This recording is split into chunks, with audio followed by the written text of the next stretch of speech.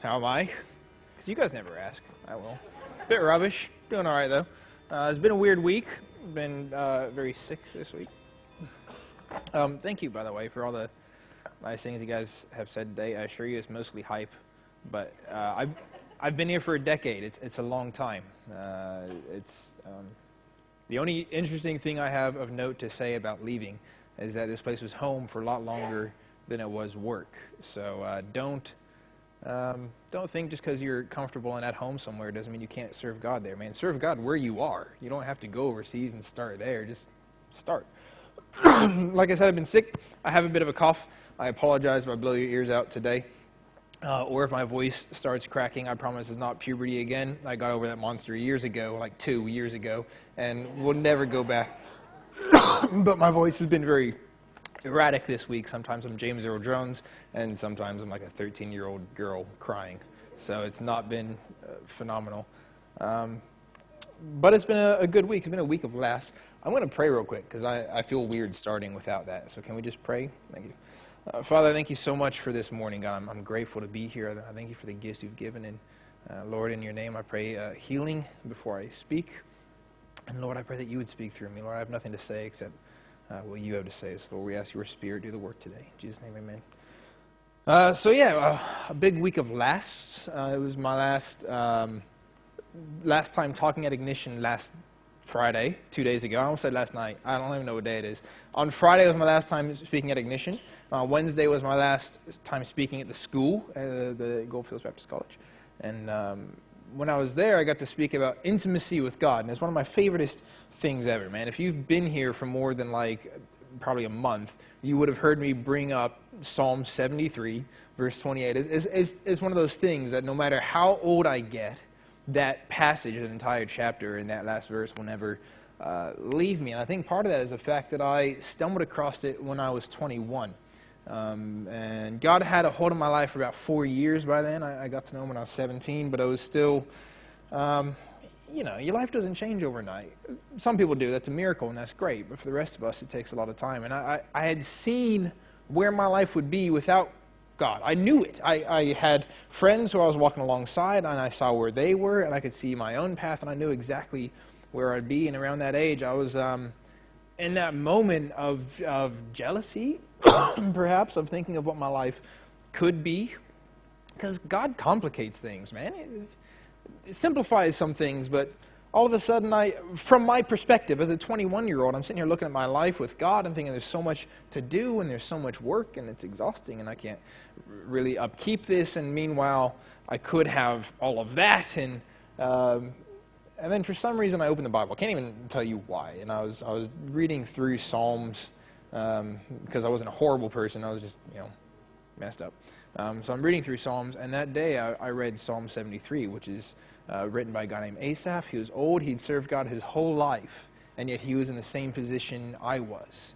And see, he goes through this psalm writing about his confusion and his frustration and all this sort of stuff. And the way he ends it is by simply saying, as for me, it's good to be near God. That's the word he uses, near, just close to, And that put in my head the concept that, life is going to seem long, and at some points I might feel jealous, or sometimes I might want to be doing else, but at those moments, I know what it's like to be near God. I've been there. Even at that age, I had been there. I knew what it was like, and I remembered that intimacy and the feelings that it brought. And all of a sudden, that changed everything.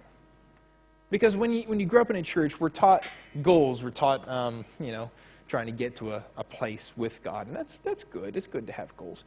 But intimacy doesn't so much work that way. I mean, we do need to work towards intimacy, but it is its own goal, Having a close relationship with God is both the key, and it's the task, and it's the end goal. It's what happens. It's not that we need to work towards a place where we will someday be close to God. It's that we need to be close to God now, and continuing and striving and searching and seeking that out. So anyway, this week I'm flat on my back, rubbish week. And Elliot, being a good pastor, being a good Christian here, texts me a Bible passage, because that's Christianity 101 when your brother's sick, text him Bible passages. And but it was phenomenal. It was meant to be uplifting, and it was. It was Psalms 63. You guys can actually turn there if you want. I'm going to look it up too. Psalm 63, and it's one I've read before. But you know how God uses a passage when he feels like it? Like you can read it a dozen times and who cares? But then that one day you read it and it means everything to you. So anyway, I'm in Psalm 63. And Elliot sends me the middle bit, which I read one line of and started laughing because of a joke. David's writing this. He says in verse 6, "On my bed I remember you." And I just thought, sitting here laying in my bed, looking at the stars, wondering what happened to my roof. And then once I was past that, I kept reading. And so I read this. "On my bed I remember you. I think of you through the watches of the night because you are my help. I sing in the shadow of your wings. I cling to you, and your right hand upholds me." This is really cool, right? This is a great verse for when you're sick and feeling down and out. And so I thought, let's read the rest of it. And Elliot, the verses were good. The rest of it was better, okay? Verse 1, David, out in the desert of Judah, writes, "You, God, you are my God. Earnestly I seek you. I thirst for you. My whole being longs for you in a dry and parched land where there is no water. I have seen you in the sanctuary and beheld your power and your glory, because your love is better to me than life, and my lips will glorify you. I will praise you as long as I live, and in your name I will lift up my hands. I will be fully satisfied as with the richest of foods. With singing lips my mouth will praise you." What a longing, what a desire for an intimate, close relationship with God. What a striving to be near God. I started to read this passage on Wednesday morning, and it just blew my mind with something I knew. Is that reminder? And I started reading this going, this is phenomenal, in that this man can be, at that moment in his life, earnestly desiring a closeness with God. And there's a lot of things that get in the way of us desiring a closeness with God, and it mainly comes down to what's going on right now. So whether it's problems or workload or busy or issues and people, man, people suck. I've always said it'd be great to work in a church if it had no members. It'd be awesome, right? That's just no people, me in an empty room. It'll be phenomenal, best job ever. But that's not how life is. So sometimes people get in the way of us desiring this earnest relationship with God just because of distraction, man. We get distracted by all sorts of things. And so my wife was gone recently. She was in New Zealand for a few weeks. And it was during my busiest time of the year, which is why we chose then. I was like, in October, end of September into October, start of November, I had 6 major events in 6 weeks, right? I was flat out like a lizard drinking, like it was life over for 6 weeks. And so she's like, couldn't do the Christmas thing to New Zealand, which is where her family is. So she'll go now and take Thomas. Fantastic, cool. So see you, bye. And I'm so busy during the days, I barely notice she's gone. I mean, it's a little bit quieter. That's about it. I'm not home. I'm running around going mad, chasing projects and everything else. And it's big. She was gone for 2.5 weeks.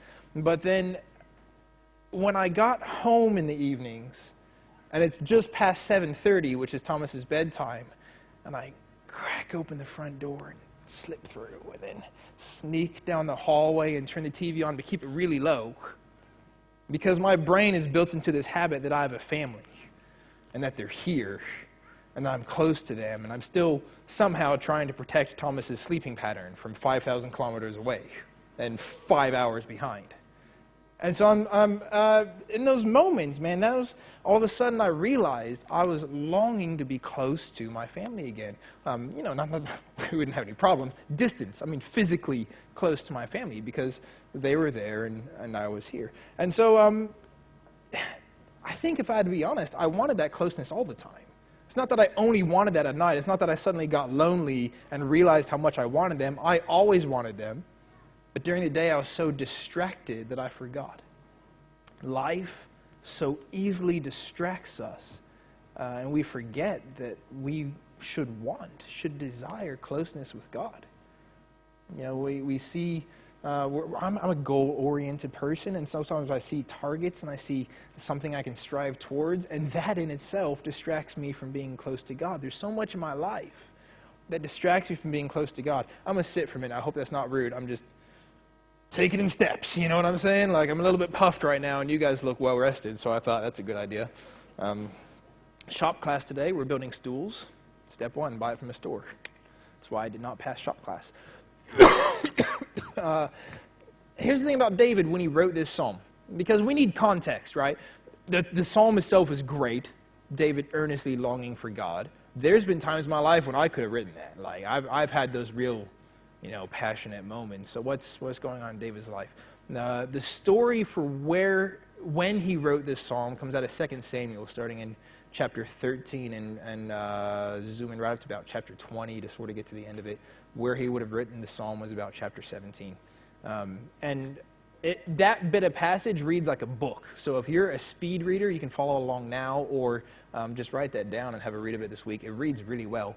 A book with a really messed up story, man. There's some weird, bad things happening in here, right? So David has adult children. He's the king. Successfully had been the king for a long time. This is long after the whole Bathsheba thing went down. He's got some adult children. And one of his sons raped his half-sister. That's a horrible thing. Nothing's good here. This is a really bad way to start any story, by the way. You should hook an audience and then drop the bad thing. Not. Here we go. Chapter 13. This dude swindles and lies and gets her into his house because they were half-siblings. And this is David's son, right? And they were half-siblings, and he lies to her, and he rapes her. Now, her full-blood brother, which is also one of David's sons, his name was Absalom. And Absalom took her into his own house, and she lived there with him. And the problem here is that David heard about this. It didn't go unnoticed. He was outraged. It's a big deal. But you know what he did about it? Nothing. There's an issue here.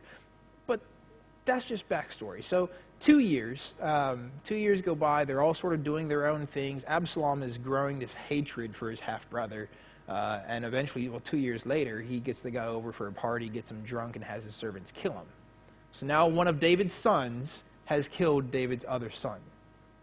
And David hears about it and is outraged. And he doesn't actually have time to do anything. Before David finds out, Absalom flees. He goes to the next town over, or a couple towns over, actually, and lives there. Spends 3 years living there, and David does not try to get him back. But he also does not try to enact justice. David's doing this weird thing here. It's like because they're his kids, he has a really hard time getting past what he should do. And so he does nothing. And he still feels the feelings. He's angered. It's like Hagrid, but angry. So he's angered, and he's got, a raped daughter. He has a dead son, and he has a son on the loose from the law, and no one's talking to anybody, and this is a really messed up situation. Anyway, so he's got this guy named Joab in his life. David does. Joab is a fantastic dude. He's the general of David's armies, and he's a phenomenal warrior, and they've been together for years and years. And so Joab hatches this plan, and a woman comes and basically asks David, why can't you extend a hand out to your son? Go get him back, make amends. So David sends for Absalom. He comes back to Jerusalem. They have him face to face. It goes okay. He says, hey, I want you to come back. I'm not going to kill you, but you have to live in your own house. You're not staying here in the palace with me. He goes, sweet, no worries. So Absalom comes back. And they sort of have an okay thing going on, but there are unaddressed issues all over the story. There is so much justice that's just been skipped or bypassed or gone around. There's laws that's been broken. David still hasn't actually stepped up and done the right thing. Absalom hasn't stepped up and done the right thing. And in these 4 years, what Absalom starts doing is realizing that his father will not stand against his own son, and that's perfect for Absalom because he wants to be king. So what's he do in the next 4 years? He gets himself elected as a local judge. He starts talking to people. He makes a lot of friends. And he gets himself to the point of where he has the country's backing to lead a rebellion. And so he does. And so Absalom raises up his big troop, and David hears about it through his trusted advisors. David and Joab and a big chunk of Israel that was still loyal leave Jerusalem because they were the massive minority, right? They would have been slaughtered. So they leave Jerusalem. They go hide out in the desert of Judah, in the wilderness, in between the sea and the tribe of Benjamin and Jerusalem and more wilderness, right? It's really out there. They're in the middle of nowhere. And in this time, David is so upset that he is almost incapable of leading his own troops. He refuses to go out and fight the battle when it eventually comes against Absalom, his own son. He refuses to praise his troops when they win. It's a real downer because David is messed up dealing with a situation with his kids. Really messed up. It ends well-ish, well for some people, ends poorly for Absalom, well for everyone else. Joab and Absalom fight. Absalom gets his beautiful, luxurious mane of a hare caught in a tree, and Joab kills him. Wins the battle, routs the Israeli army. They go marching back into Jerusalem, and David comes in like this. And Joab actually confronts him, says, dude, what are you doing? Your troops who have fought and died for you see you moping over their victories. You got to pull your head in. But before the battle where Absalom dies, when they're out in the desert, when they're stranded, David has had his kingdom usurped. He's had his throne taken away from him. He has a very small army and one or two really trusted advisors who stayed loyal to him.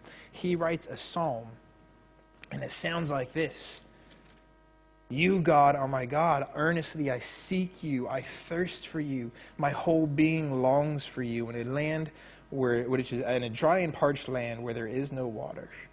I have seen you in the sanctuary and beheld your power and your glory, because your love is better than life. My lips will glorify you. I will praise you as long as I live. And in your name I will lift up my hands. I will be fully satisfied as with the richest of foods. With singing lips, my mouth will praise you. We get to the point sometimes where I think God, like if we had to have like a hierarchy of needs, right? Like, so say we were just some crazy famous psychologist and we just invented this hierarchy of needs, and we'll just call it Maslow because that's a good name, right? And we looked at the things that humans do to progress as humans, and to say our base level, according to someone anyway, is that we need to take care of our basic physiological needs. We need food, water, sleep, and above that is our safety needs. You know, we need to have a house and a steady income and some protection. And above that is our comfort needs. We need love, we need a family, we need people around us, right? And then above that is our self-esteem, if I'm not incorrect. Once we have all those things, we want something to make us feel good about ourselves. And then right on the very top of this hierarchy is this concept of self-actualization, right? Where it's, once my whole life is complete, now I'm going to have creative works, and I'm going to have an expression, and I'm going to, free myself and whatever, spirituality stuff. And people so often, especially now, are trying to put God in the self-actualization, very last thing we accomplish as humans. Once everything else is taken care of, once I have my safety, my security, once I have my food and my health, once I have a family and I feel good about myself, once everything is in order in my life, maybe spirituality, right? Like God or something, or all of them maybe. Like let's self-express our spiritual manners and let's look for God. But yet David, when he had lost almost every single level of this, actually every single, including physiological, they were in a place with no food and water. The only reason they survived is he had foreigners who were friendly with him because he'd helped them in the past, and they were bringing his men food and water from outside of Israel. That's the only way he lived. So every single aspect of what Maslow would consider our hierarchy of needs as humans had been stripped away from David, and yet the thing he desired most is that intimacy with God. Not last. It wasn't maybe once I get my kingdom back and I'll go back into the temple and look for God. It was when every single thing was stripped away. That was what he desired. Now, I'm good. Sort of. I'm going to sit. Let's make it easier. Stop moving around, Wes. Because I'm a goal-oriented person, when I write sermons, I think, how do we accomplish? Okay, what part of this am I applying to my life? What part of this can I just take and use as a spanner and tweak this bit of my life into action? Because, again, goal-oriented dude. I like to accomplish. But the problem with being in a close relationship with God, as I mentioned earlier, is it is the goal, but it's also the means. And the secret to being close with God is to be close with God. And the question that I struggled with so much when writing this is, what does being close to God achieve?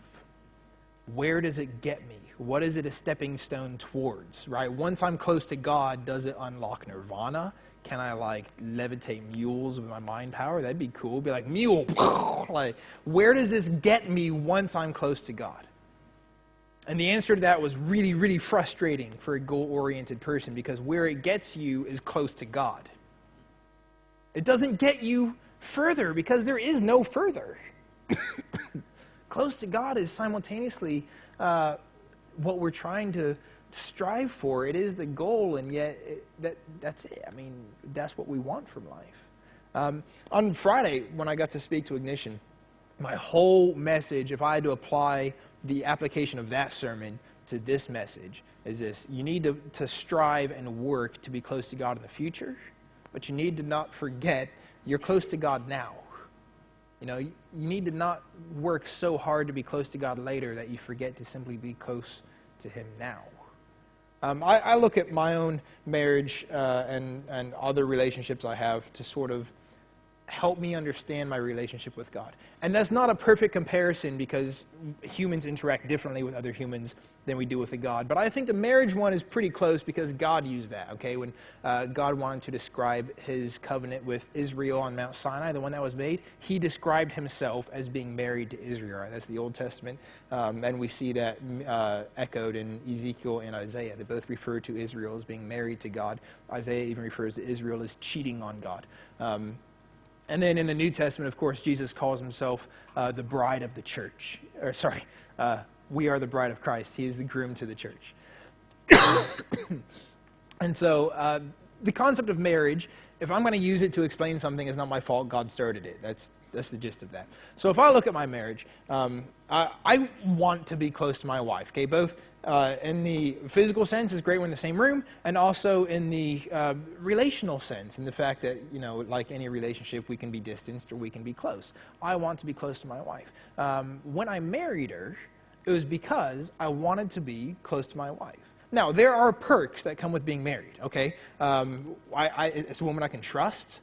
You know, I can trust her to do anything and keep myself and our family in mind and put us first, just as the same we do. And I can trust her. She's hardworking for our family, and so I get that bonus if we're trying to achieve something together. She's a hard worker. And, you know, I get a lot of perks from being married. Oh, and we have kids, you know, well, I have a kid, but whatever. That's great. You know, I get to have a family.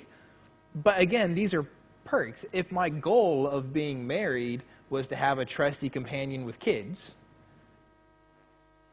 I'm going to have a horrible marriage, because my entire relationship is going to be built on the concept of our kids together, on the concept of our trust with each other. I mean, that's a good building block, but you know, my goal in being married is not to have a trustworthy, hardworking kid bearer. Or 5, you know, because, like, if that's all you want, why stop with 1, you know? Not gospel. But y'all seem pretty serious on that one. I need to reiterate, do not try to have more than 1 spouse. Ends poorly for everyone. My point in being married is to be close to my wife. My point is not to get somewhere. You know, my marriage is not a stepping stone. It's not me trying to achieve family status. And the weird thing about my marriage, and I know some people do long for and miss that sense of relationship before they actually achieve it, but I was pretty happy as a 23-year-old single dude. I didn't miss being married before I was actually married. I didn't miss it. I didn't know what I had to miss.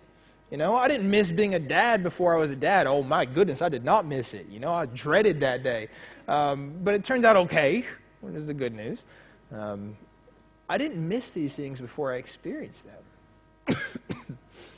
And I didn't actually miss them until they were gone either. You know, I don't miss her when she's right there. Like, I'm not missing her at all. We're good. But when she's 5,000 kilometers away, suddenly I do. So in our relationship with God, sometimes we get a little bit concerned, I think, because, well, one, you might be sitting here and this sounds like an alien language to you. You're like, I don't miss that. I've never even met God. Well, there you go. That's why you don't miss that, you know. I mentioned on Wednesday at school that I've known quite a few people who have come up through the youth group and that and had good relationships with God. I know they did, and I know them personally, and yet they've drifted away from God and away from the church in their 20s. But the one thing that every single one of them says when I ask, because I still catch up with most of these guys, is not that they suddenly don't believe God exists, because they've experienced God. They know God. They've met God. They've had a personal interaction with God. They can't turn around and pretend like that didn't happen. And one of them will even say he has moments where he misses God. He misses that relationship. He misses being close to him. It's just a different life that's pulled him away. Man, what was the point in that? Oh, right. You don't miss what you don't have. So if you're sitting here thinking I'm crazy, you need to experience God before you understand this sense of closeness. And if you're panicking a little bit, like, man, I don't miss it. I'm okay? Am I okay? You're probably okay, but have a look at your own life. Maybe you don't miss God because you are close. Okay, that's great. That's a phenomenal thing. That's a good place to be in. But if you are missing God, I want to ask you, priorities is a big one. You know, where are you trying to put him in your life rather than simply making him your life? What are you going to do if you miss God? What are you actually going to do to get back to it? Anyway, book of James is pretty cool tips on stuff. I'm going to turn there. You can too. James chapter 4, if you feel like it. The book of James was written by Jesus' brother, and it's an open letter to all the Christians who are sort of scattered, right? Because they faced a lot of persecution after Jesus did the whole dead, raised back to life, went to heaven thing. And the church spread like wildfire. And because of that, they faced a lot of persecution. And so James writes this letter not for one specific audience, but sort of for all the Christians who have been scattered and are facing persecution. And in James chapter 4, in just a few verses, he gives what I see as being three really important thoughts on intimacy with God. So I'm going to start in verse 4. James 4:4. He says, "You adulterous people, don't you know that friendship with the world means enmity against God?" That means you and God become enemies. "Therefore, anyone who chooses to be a friend of the world becomes an enemy of God." This is a really important thing here because you have to choose, right? You have to make a decision. And you're like, man, I ain't ready for that commitment yet. Well, keep praying about it. Hopefully you'll get there. I knew, because I promised it on my wedding day. I stood there holding a ring saying, I don't know, I've forgotten most of it, but I know part of it, I know at least the intent of it, was that when I chose to marry Marlene, I purposely gave up any chance with any other woman. Because that's how it works. And people tend to forget that, apparently. But that's how it works. I chose one and gave up all the rest.